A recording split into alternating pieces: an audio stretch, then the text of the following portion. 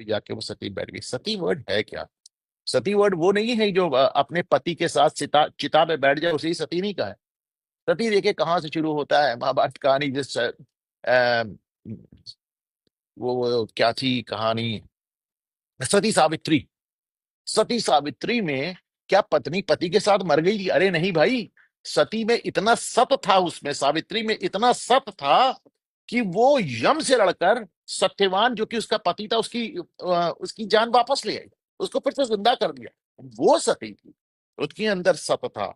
दूसरे और चले जाए तो आपको रामायण में भी इसका उल्लेख मिलता है। सती को जो शिव जी की पहली पत्नी थी सती, जो दक्ष प्रजापति की पुत्री थी, और जब दक्ष प्रजापति के यहाँ जब वो हवन हो रहा था, यज्ञ हो रहा था, तो उन्होंने सबको बुलाया था, शिव जी को नहीं बुलाया था। शिव जी से नाराज चलते थे, तो जाहिर सी बात है सती को भी नहीं बुलाया था। सती जबरदस्ती चले गए थे, शिव जी ने बहुत मना किया था उनको, लेकिन जब नहीं मानी तो कहे, चलो जाने दो भाई, हुई है सोई जो राम रच राखा को कर तक बढ़ावे साका, जाने दो भाई। वहां पहुंची तो वहां देखा कि उनको पति का भाग अलग से नहीं निकला है, तो उनको अपने इतना अपमान हुआ, उसका शिव जी से कोई लेना देना नहीं था। उन्होंने कहा मेरे मैके में मेरा इतना अपमान, क्यों? उन्होंने वहीं यज्ञ कुंड में कूद कर जान दे दी। तो शिव जी की मृत्यु नहीं हुई थी, शिव जी के मृत्यु पे नहीं बैठी थी, वो सती थी, वो सती थी। इसी तरह बाद में तमाम जौहर हुए, जौहर कुछ और था, और सती सती भी हुए बहुत।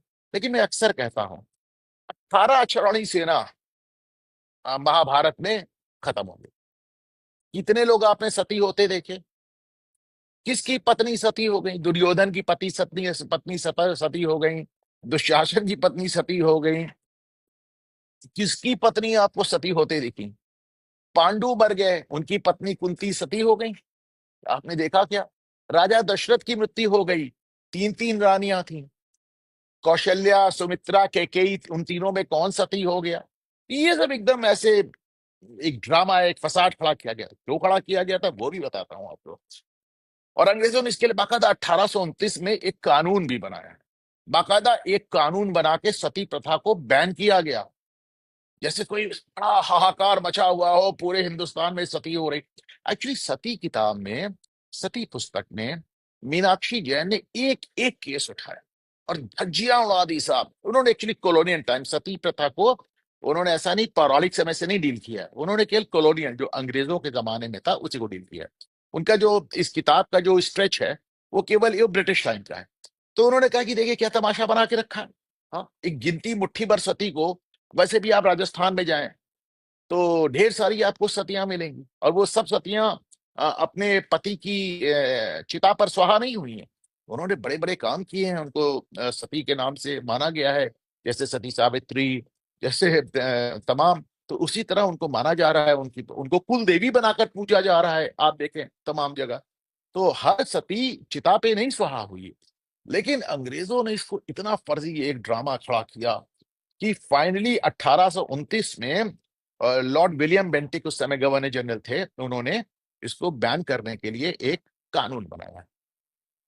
आपको मालूम है ना कि 1857 यानी 1857 तक, जब तक भारत 100 साल करीब ईस्ट इंडिया कंपनी के अंडर में था, तो यहाँ पे जो आदमी बैठता था उसको गवर्नर जनरल कहते थे।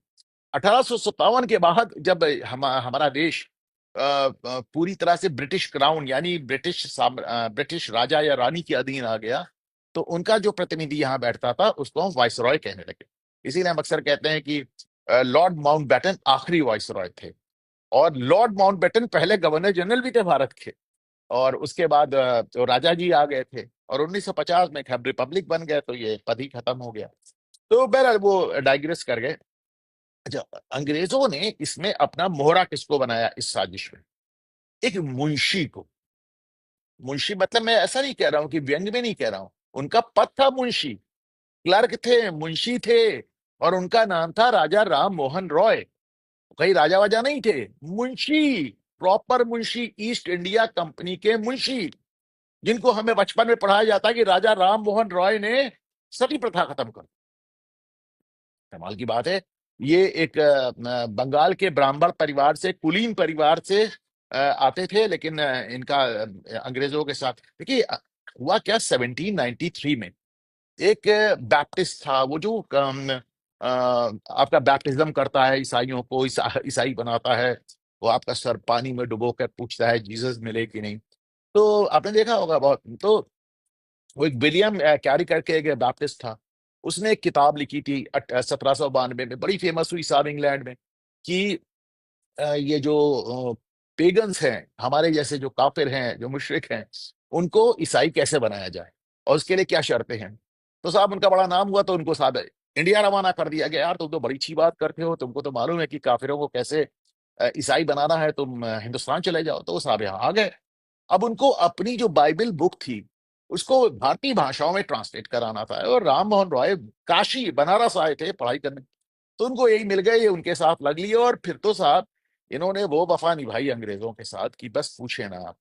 मतलब मैं आपको मालूम, ये तो कन्वर्ट हो गया, इसकी क्या बात माने। ये ब्रिस्टल में, यहाँ ब्रिटेन में इस आदमी की कब्र बनी है, ये वहीं दफन भी हुआ ब्रिटेन में।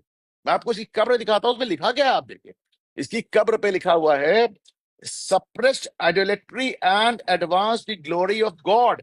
यानी मैंने मूर्ति पूजा को खत्म किया और गॉड को और जीसस क्राइस्ट की महत्व को लोगों को समझाया। ये है राजा राम मोहन राय, एक मुंशी, अंग्रेजों का पिट्ठू दलाल, जिसको हमको ये कह के बताते हैं कि सर कोई राजा था। हम लोग बचपन से सोचते थे साहब कोई राजा होंगे, बहुत बड़ा काम किया साहब, लोग औरतों को जला देते थे, देखिए इन्होंने बचा लिया। तो ऐसे आप बच्चों के दिमाग में कूड़ा भर देते हैं, जो हम लोगों के दिमाग में भी भरा गया था।